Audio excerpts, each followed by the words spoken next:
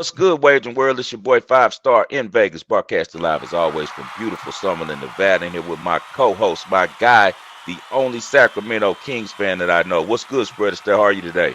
Man, the grind of the NBA. I was just telling you before we started. I can't imagine being a player or even an equipment manager or a front office guy. I mean, I'm Yeah. just sitting at home handicapping these games, and I'm just like, when is the playoffs going to start? But it's been a lot of fun. I mean, the Sacramento Kings, we clinched. I'm really happy about that. We finally ended that drought. We handed the mantle to the New York Jets now. They now have the longest playoff drought in North American history. So you And guys they can should enjoy get that. over it this year. They should Yeah, get out of if they got Rodgers, they should get out of it, don't you think? yeah, they're looking pretty good too, and we'll talk about some football more. But there might be some weaknesses there down in Miami and New England as well. So wouldn't be Definitely. surprised It's if we see weaknesses that. there. But Yeah, yeah, yeah, yeah. I can't wait for that. so I'm worn down, but I'm also excited. Right? Finally, my team is going to play in the playoff series, so that's pretty cool. And I expect a lot out your Kings, man. You know, I'm a De'Aaron Fox guy. You know, I got a real affection for his game and just the way that he approaches life. He's a good kid. Followed him ever since he was a high school player in Houston when he moved from Louisiana after Katrina. Um, so, you know, I just really think that he's the type of guy who's made for the fourth quarter and playoff games. You know, I think that you guys are going to do really well. I'm a big fan of Malik Monk. Um, you guys have probably one of the. He wasn't the rookie. He's not going to win Rookie of the Year, but he has to be first team All Rookie. You know, Mm-hmm. and the kid Murray. You know, so he's not a bust at all. He's going to be one of those nice pieces on you guys' team for the next 10 years if they're smart. So they did really good. They might go pick up his brother. His twin is playing pretty well, but he's kind of underrated, so he might be available. I wouldn't be surprised at all if they get his brother. His brother's Yeah, just they'll like him, try but and get him. left-handed. Yeah, they'll Yeah. see how far we get and if he's still there. But that would be a pretty cool duo, right? Like the Wagner Bros down Yeah, and they're in really good. Orlando. They're on the level of I think they could be better than the Mars twins were as far as in being able to stick around in the league. And you know, the one that you guys have, he's on the verge of being a star. You know, like he's right on the edge. It's just that he's on a team that's so talented he doesn't get, you know, the shine he would get if he was in a situation kind of like Boncaro is in Orlando where he's the first Right. option. Yeah. But the good thing about that is he's not and you've seen it in Houston, right? Where Jalen Green and those guys, they don't get their bad habits corrected, Right. right? At least like because if you look at his minutes log, if he's not playing well, Brown will pull him. Oh, Mike Brown's a real coach. That's the difference. Yeah, Yeah, that's the yeah, and I got a lot of love for the type of guy that the Rockets coach is. He's a real good human. Everyone in the NBA likes him. No one has bad things to say with him, but sometimes your time's just up, you know, and they put him in a bad situation. I know it was kind of messed up that he landed in a situation that they were tanking all of, you know, but the guy Brown for the 76ers had the same thing happen to him. He was a pretty good coach as well, you know. yeah. And you know, sometimes it's just timelines and it's a different timeline. I think they need a new voice because I just don't think that those kids respect his voice enough, or maybe they're tired of hearing it. I just think they need a new, you know, a little bit more OG voice And in the there's locker nothing room. wrong with Someone, being an yeah, assistant coach, right? We've seen this in the NFL as well, right? Hackett right, comes to mind, right? I mean, we had fun, and he was on our kick the damn extra point every week. But I think every week. I, I can't remember where he went. Did he go to New The York? Jets, the Jets. He's going to hang with Aaron Rodgers. He's going to do a good job there as an assistant coach. There's nothing wrong with not being able to be a head coach. That doesn't mean you can't be an excellent assistant, right? And maybe Yeah. we'll see that with your guy Dennis Allen too, down in New Orleans, right? Because Yeah, if he's signing up with Derek Carr, we're going to see him as an assistant again pretty right, but soon. I mean, you can't really complain about the job that he did for you guys as the DC for however many years, Oh, right? Under Sean he was Payton, so excellent. The last 4 years he was excellent. When he first began, he stunk, but he started out yeah, as an assistant um to what's those guys' names? The Ryan brothers. We had yeah, one of the Ryan brothers. He was an assistant to him, and when they gave up like the most yards in the history of the NFL on defense, and yeah. then it ended up where he got the job. The first year he stunk. Peyton started going into that room a little bit more. Sean Payton's a brilliant dude, man. He started concentrating a little bit more on defense and helping them come up with some schemes, and together they made that defense into what it still somewhat is today. All right, man. Let's get to the past real quick, man, and review the action that's been going on this week. We took a day off, man.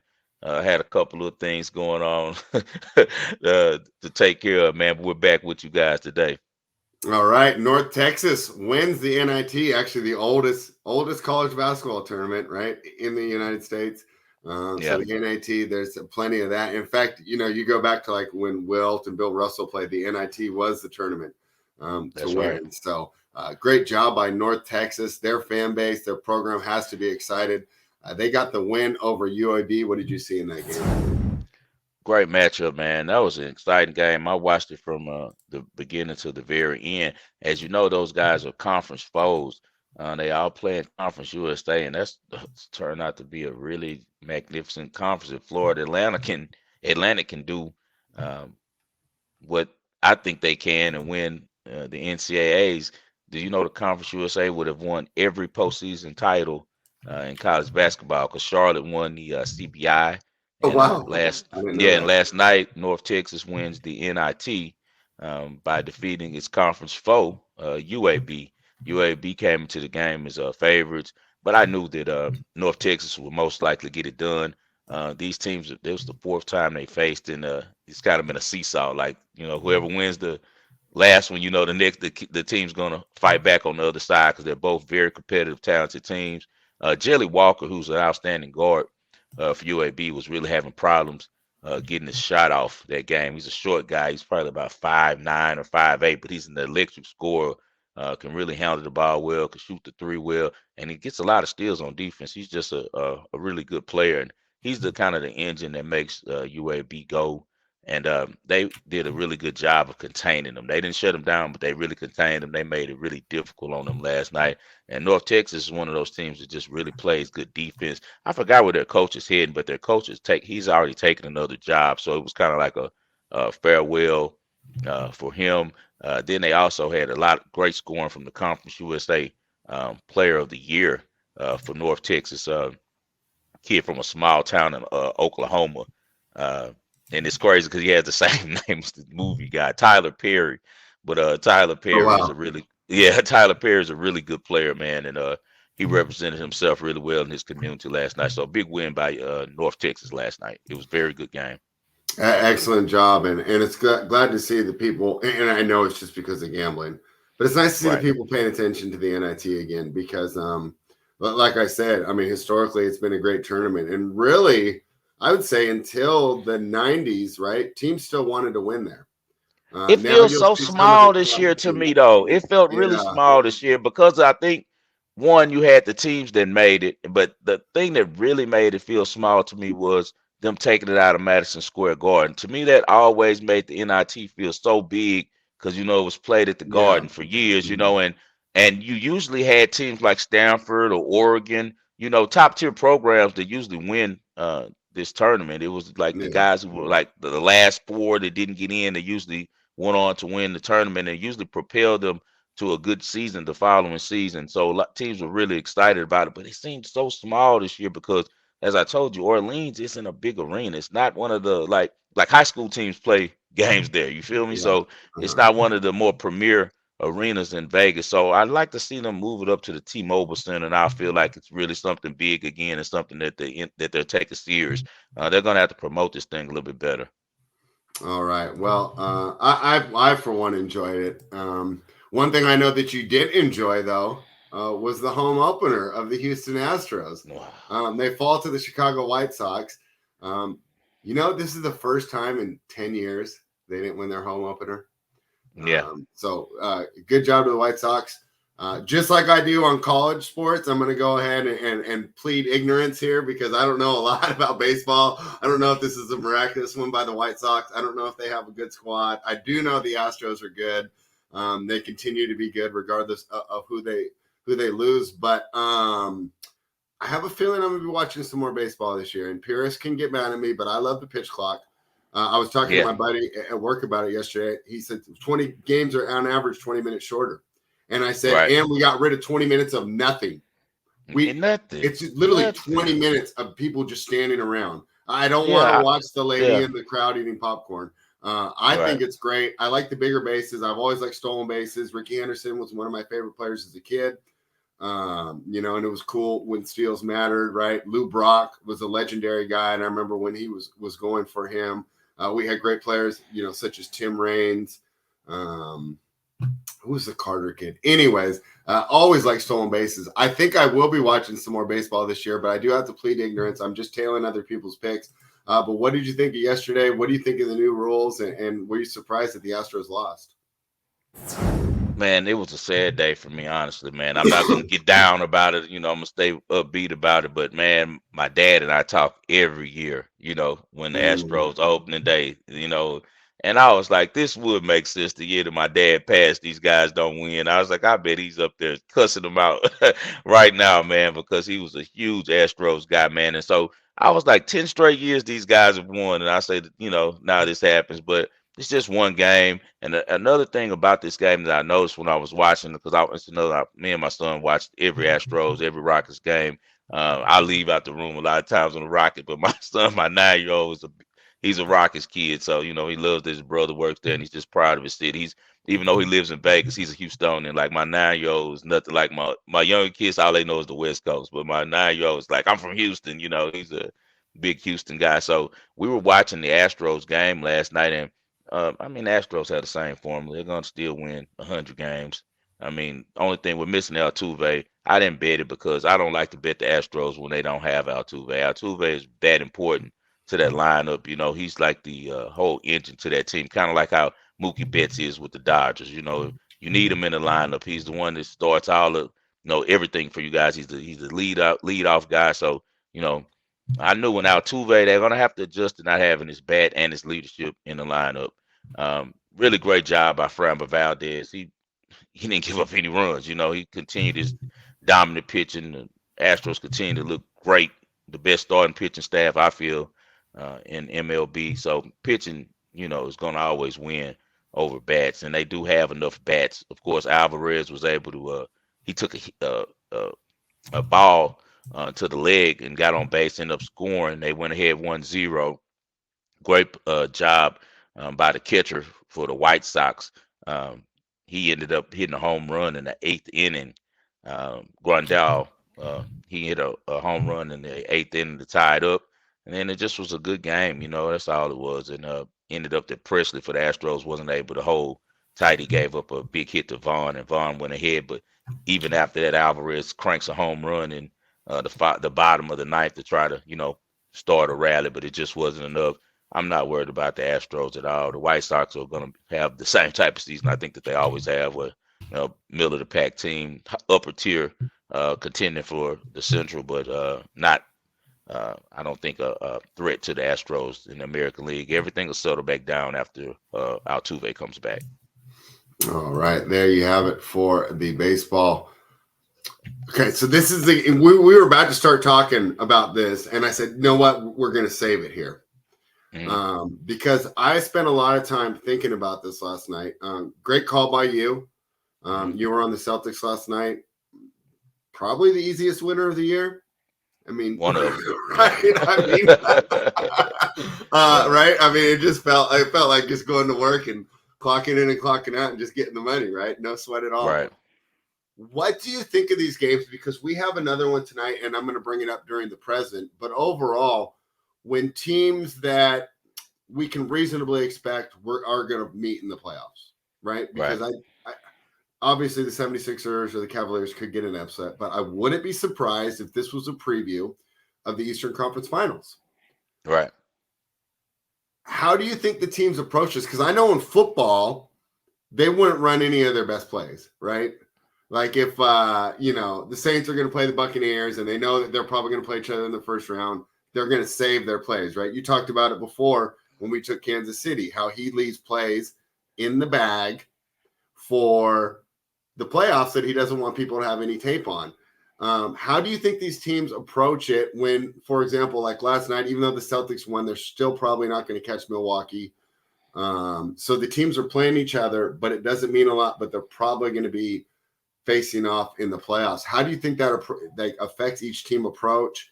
And what do you take away from it? Does this game going to help you handicap if they do meet, or are you just going to throw it out altogether?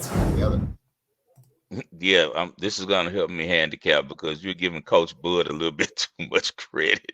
I don't think he's thinking that far ahead. Because they played everybody. If you know how he is. If they were going to take this game, he wouldn't have played Giannis. He would have said Holiday, would said Melton, because all of those guys at this point need rest. Like they're all banged up in some manner. Giannis is getting healthy. He's almost 100%, but Middleton is for sure, still what 75, 80%. So why did he play those guys? This was going to be a message game in their opinion, but it also ended up where the Celtics came to play, and the Celtics wanted to show them and send a message for the upcoming playoffs. So I look at this as a big game because we've seen the Bucks lineups before. We know how Coach Bud does. He's from the San Antonio tree. When he doesn't want to win a game or could care less, he doesn't play his guys. He sits them. Now he ended up turning that to this type of game, and they didn't play a lot of minutes. But it was only because they gave up freaking 75 points in the first half. They couldn't do anything with the Celtics the first half because the Celtics came to play.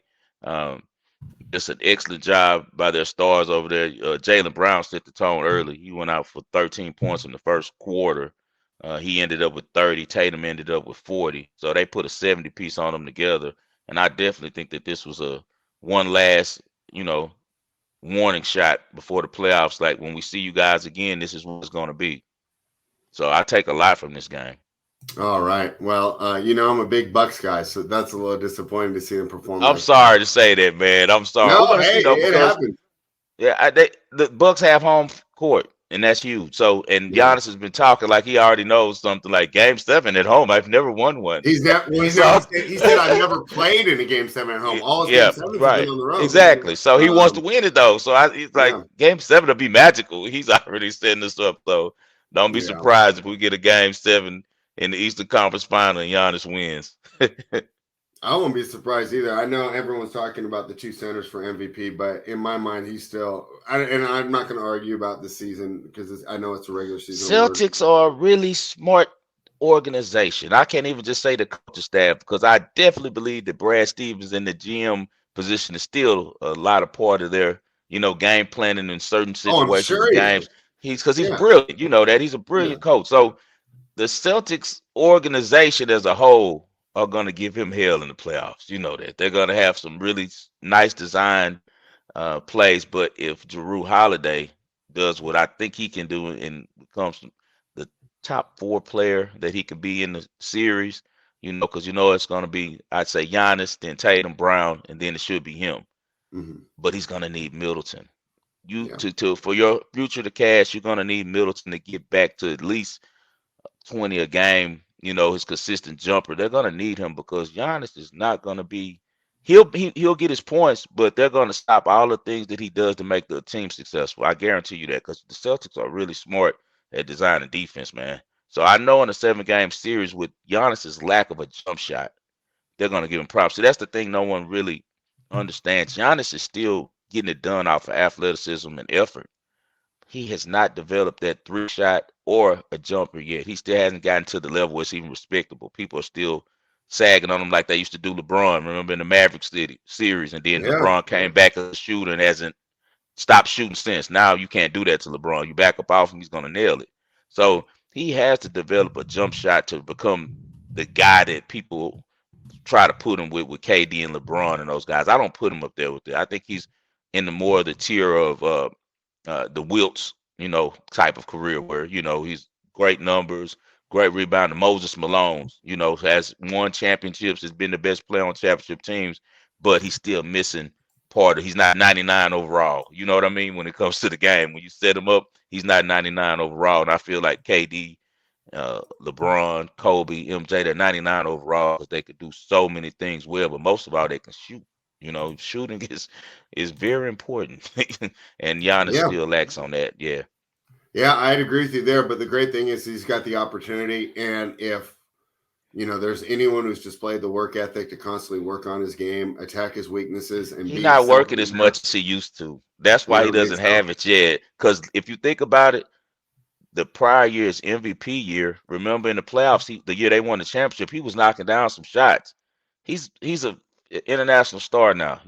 So I don't think it's not because he would want to put in the work. I think his time schedule is different. He's a family man, and Giannis is going to spend time with his son. That's Yeah. just how he is. His dad was like that with him. He's going to make time for family, and then he's doing all these movies and stuff right now. They're doing movies about his life and all that Mhm. since he won the MVP back in his country. He's huge, in Greece. So I think that he isn't getting the time to work on his shot as much as he was in the past, whereas it was developing. I think it's kind of plateaued.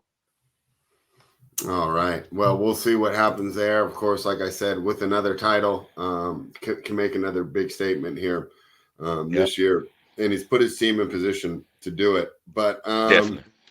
the NBA, we're still in the shadow for one more weekend Right. because the culmination of the most exciting tournament in sports. Right? It's more exciting than the NBA playoff brackets. I'm an NBA guy, but I admit that the one and done factor, the way that it can change these kids' lives, the excitement in the arena. I mean, there's different. We get way crazier when you're 20 years old than 50-year-olds, right? If me and you are in Right. there, we win a big bet, give a high five, right? Maybe toast a drink. When Right. you're 20, I mean, you're running up and down the aisles, Right. Right. Right. right? Right. So Yeah. it's a Yeah. lot more fun. But I can't wait to see how you're going to break down these games. The first one, Florida Atlantic, and I'm a little worried here because I'm going to root for the California team, San Diego State, the Aztecs. I have a lot of friends who actually went there, have some relatives that went there as well. So I'll be rooting for San Diego State, but I have a feeling that you're going to tell me to root with my heart and not to bet on this team. How do you feel when Florida Atlantic takes on the Aztecs tonight or tomorrow? I'm a big Florida Atlantic guy. You know that. I like the Owls a lot. They had a tough road to get to where they're at in the tournament. They haven't had one game out, starting with Memphis. Uh, and on the other side, you got a San Diego State team that's defense first. Their motto is defense travels, and it has for them. They've just, manned up on teams, overpowered them with their athleticism and strength. Trammell, great guard. He's the only guard on their team that can really shoot. They lack shooters. Florida Atlantic, on the other hand, has 4 to 5 guards, which is amazing. That all are great combo guards. They make great decisions with the ball in their hand. Don't turn the ball over, and they usually the end of the sequence when they have the ball in their hand is either a layup or a 3-point shot, either a layup for themselves or a layup to their big center, or a 3-point shot where all 4 of these guys shoot over 40%. The best of those two of those great wings that they have are Janelle Davis, who's I'm just a huge fan. This guy's from Gary, Indiana. He's so smooth, man. I think he gets some run in the NBA, man. This kid does everything on the basketball court so easy. It looks so easy. And whether it's handling the ball with his left hand hooks, left hand layups, and he's right handed, passing the ball, rebounding the ball, excellent shooter. He doesn't force the game. He could easily score 25 a game, but he doesn't uh, approach the game like that. He makes the right basketball plays. And then uh, his running mate, Elijah Martin, is just a physical specimen. He looks like a safety playing wing, and kind of reminds you of Lou Dortch that plays for Oklahoma City, Mm. that came out of Oklahoma State. That came out of Arizona State, excuse me. The same type of guy, very aggressive, very athletic, strong, plays defense, locked down, and can still shoot the three at a high rate. I just think that's what's going to happen. It's kind of like what happened to Tennessee, where they were able to D up Florida Atlantic, but they couldn't muster enough offense compared to how good Florida Atlantic runs those sets under Dusty May. So I think that the Owls get it done. um, they've had the most wins in college basketball this season, and they're so efficient. Their efficiency is what makes it real difficult on teams. As you saw, Kansas State's coach, who went viral, Coach Tang, going to the locker room and telling them they were the best team he's played all season. Their teams played in the Big 12 against Kansas and those guys. And he told them, like, you guys don't stop. You play together so well, and it's a connectivity that this team has that I think is going to be hard for San Diego State to overcome. San Diego State is very gritty, and I'm sure this game will come down to the end because San Diego State plays really good defense. But I think in the fourth quarter, Florida Atlantic makes more shots. So I'll be on Florida Atlantic +3, and also money line +135. And I still have the future ticket on them with +625 to win it all. All right. So there's only one team out of these four that's been in the Final Four beforehand, right? So Florida Atlantic's new, San Diego State's new, Miami's new. Yep. UConn is the program with the pedigree. What have they won? Four national titles already? Five? I can't remember off the top of my head, but regardless, right? They have had success 5. on this stage Yeah. before. How do you think that that plays into tonight? Does it matter because it's different kids, so it doesn't matter? Or do you think that this -5.5 line is correct when they take on Miami? This is going to be a really good game. Miami um, broke the whole heart of the entire state of Texas. Every heart in Texas is bleeding green right now because they beat the Cougars first. University of Houston, they dominated the Cougars. They smacked them. I was in there with Snoops watching that one in Circa, and it wasn't even close, man. Miami just really put it on the Cougars, and then they came back and stole the game from Texas. I don't. I'm still wondering how Texas blew that game because Texas and UConn would have been a great matchup. But we still have another great matchup because we got two electric guards starting on both teams, versatile teams that could score. UConn has those two 7-footers, man. But the kid for Miami has been playing really well against competition. Their center, he's been able to keep up with the other mismatches that I felt he had to deal with Cougars leading the nation in offensive rebounding and Texas with a lot of size. He's really held his own. So if he can keep those guys, from dominating the board, Senego, and the other big kid, the big freshman that they have, then I think that Miami has the playmakers in Wong and in Pack and in Miller to stay in this game. The over and under on this game is 149, so they expect a lot of points. UConn, as you said, tradition is the longest of all of these teams. They're the only team that's been here before and won. They've won 5 national championships. They just seem to play best when all the marbles on the line. And they won one in 2014, but they also won one in 2011. It was pretty much the Kimball Walker show, and that was in Houston. So they're back in Houston trying to get another title. I won't be playing a side on this game. I'll be looking to the total on the first half on this game, as well as for the whole game. I actually give out the total on Ball and Parlay. All right, sounds like a plan. And of course, it's going to be exciting, culminating in some Monday night action. Tyler and I, we do the NBA rundown. We were going over our schedule, right? Just kind of figuring out how the rest of the season's going to go. And he goes, we got Monday night off, right? I go, oh, yeah, that's true. They don't go head to head, right? Right. So that'll be pretty cool. All eyes will be on the Final Four. And of course, that's exciting. Let's move to the future. I'll be honest, I'm going to wait a little while to put out these futures. I'm concerned on health. It just keeps changing, right? Right. Talk about a couple like factors that I want to know more on. Joel Embiid, right? I wonder how much pushing for that MVP is hurting him. Have you seen him recently? Yeah. He's He not looks worn 100%. down. Yeah. Yeah, he looks worn down. He's playing Even all those back to backs. He's trying to. Doc is pushing him and telling him, if you want to be the MVP, man, you got to show up. You got to play every night. And he's trying to do it, but his body's not built for that. You he's know, not, no. And Julius Randle, did you see him? He just went down. So he's two going to be weeks they out. say. Yeah, Yeah, so two that's weeks. the rest of the regular season for the Knicks. Luca, is he 100%? That's interesting to see if Dallas. I mean, boy, right now it's looking like Dallas is going to make that trade and miss the playoffs. I am shocked. I'm not. I am shocked. I'm not. Kyrie knows how to take with a smile. Yeah, I mean, we got a lot going on there in the NBA, He and ready to man, take the whole summer off and get ready to go to LA. this is why I'm an NBA dork, but this means a lot to me. Nas Reed sprains his wrist. He's out for the Timberwolves, and I know you're going to say Nas Reed. If you No, play he's player huge. He's props and huge for them. DFS, you're No, going to be he's like, huge Nas for Reed, them. who cares? Yeah, Nah, but he's he's a real huge. glue guy for that team. So Yes, yes. I want to see how these things turn out. And of course, the main health guys that I'm looking for is these 76ers. So we'll go ahead and we'll get some futures on the show next week for the NBA playoffs. But let me gain a little more information.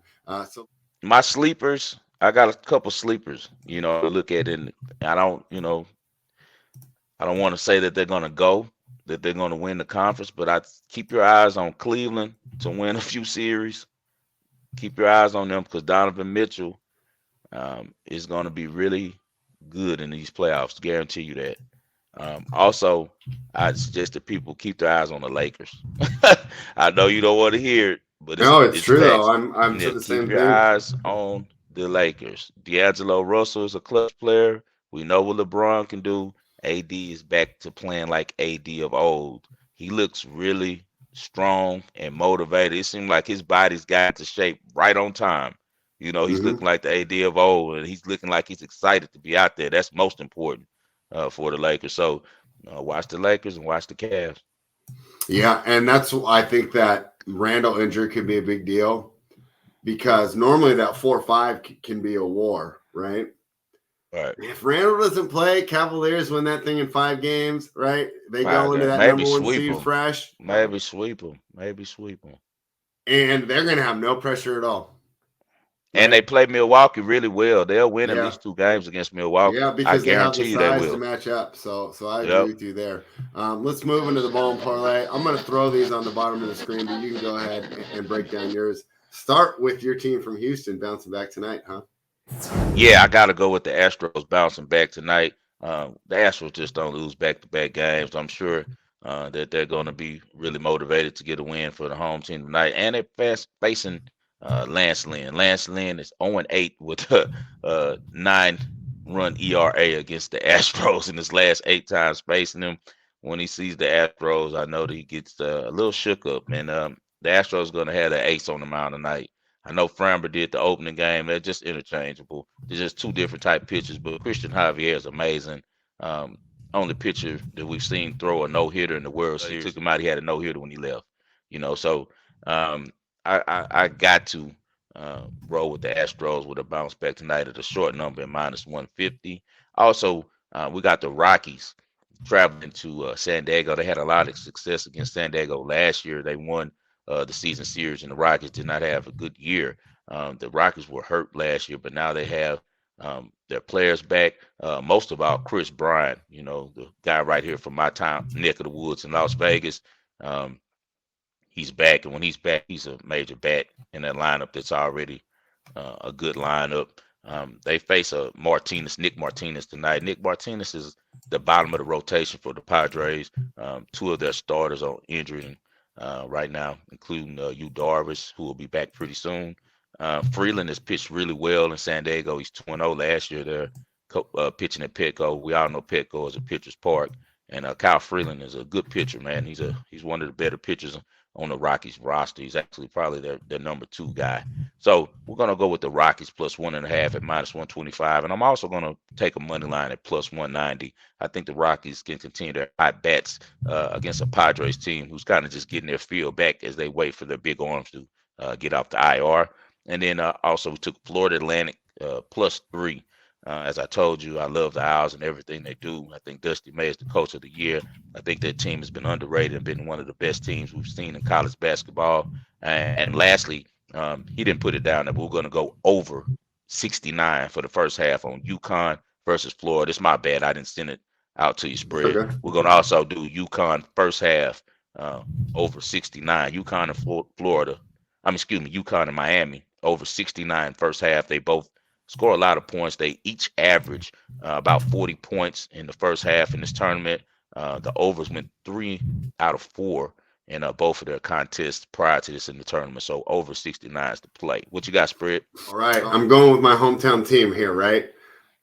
But here's my idea here. And I know that a lot of, not just me, right? A lot of NBA bettors have been struggling right now with these racky rotations. So what do we want to do as bettors, especially in this player prop market? Let's target guys that we know that are going to get run even in a blowout.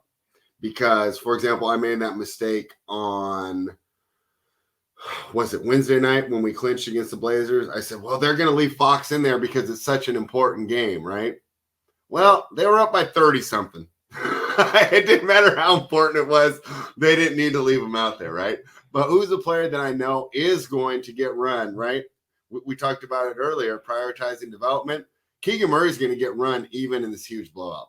So I went with Yep. Keegan Murray over 11.5 points. Murray's gone over this number in 5 of his last 6 games. Against the Blazers on Wednesday night, he actually broke the rookie record for 3-pointers made in the season. He's made 188 that surpassed Donovan Mitchell, who had 187 in his Right. rookie year with the Utah Jazz. Now, we know that that's kind of stunted because of usage and the way that 3-point shots are prioritized now.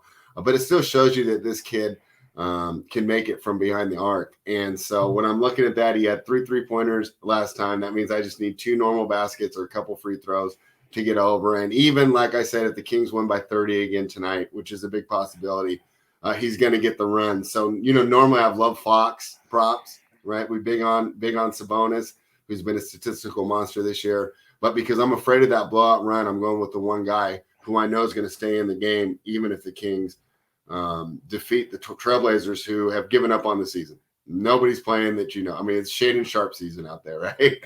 Right. Good for the kid. He's exciting, right? But Lillard, Nurkic, Simons, all those guys are out. So I'm going to take Keegan Murray over 11.5 points.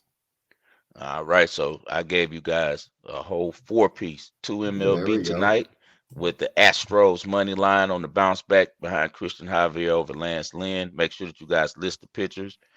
We also got the Colorado Rockies plus 1.5 against the Padres. And then tomorrow for the Final Four out of Houston, Texas, we got Florida Atlantic plus 3 and UConn and Miami to go over 69 the first half. And then we're going to throw in what Spread always gives us the great NBA props, man. Over 11.5 for Keegan Murray. And I like that one a lot.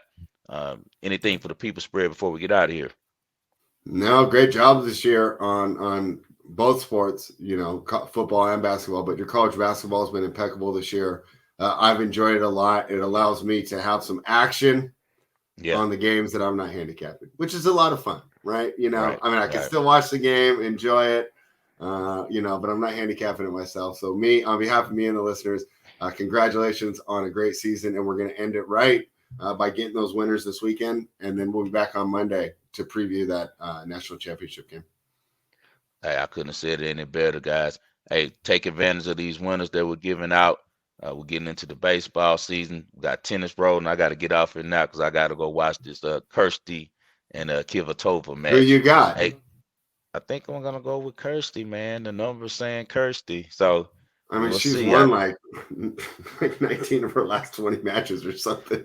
Kirsty is saying Kirsty, man. When she's hot, she has those angles that she can hit, and we know how Kvitova is. She gets to struggling on her serve, and she can get broke. So, and I'm a big fan of Kvitova, but she's getting a little bit older now too, So I think I'm gonna roll with Kirsty by the numbers, but it's not a final bet, y'all. I texted to you. We got still about an hour. I text you. I was thinking about taking Kirstea too. So yeah. let me know See, great minds think alike. Yeah. But I'll confirm it a little bit. I got to go check the market offshore and see what's going on, see where the money's going. All right, guys. We appreciate you guys for tuning in to the Wagering World. Best of luck to you all this weekend. We'll see you on Monday.